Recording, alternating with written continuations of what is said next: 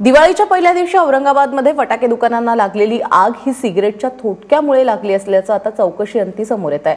29 October रोजी जिल्हा परिषद मैदानावरच्या फटाके दुकानांना भीषण आग लागली होती। या आगीमध्ये संपूर्ण फटाका मार्केट जळून खाक झालं होतं। या प्रकरणी फटाका असोसिएशनचे पदाधिकारी विलास खंडेलवाड, माणिकचंद महातोले, गणेश चौधरी आणि श्रीकांत देशपांडे या चौघांना अटक करण्यात आली। त्यांनी दिलेल्या माहितीनुसार ही आग सिगारेटच्या थोटक्यामुळे लागल्याचं समोर येत आहे।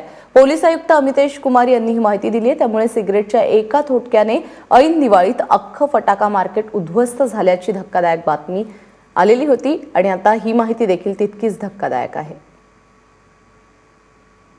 फटाका प्रकरणात जे लायसन्स होल्डर होते त्याने लायसन्स कंडिशन्सची मोठ्या प्रमाणात ब्रीच केली होती आणि त्या व्हायलेशनमुळे अशा प्रकारची घटना घडली ही एक बाब समोर आलेली आहे। आणि दुसरी बाब जे इमिजिएट रिझन आग लागण्याची होती ती एका शॉपमध्ये ते सिगरेट पिऊन कोणी सिगरेटची बर्न्ट जे बट होतं ते आणि फेकली आणि त्याच्यामुळे ती आग इमिजिएटली लागली। हे दोन्ही गोष्टी लक्षात ठेवून आरोपी अटक करण्यात आलेली आहे आणि योग्य तपास सुरू आहे। त्याच्यामध्ये काही आय विटनेस देखील आपल्याकडे आय विटनेस पण आमच्याकडे आहे आणि त्या प्रकरणात भक्कम पुरावा गोळा करण्यात आलेली आहे आणि त्याच्यानंतरच आरोपी अटक करण्याची कारवाई करण्यात आली आहे।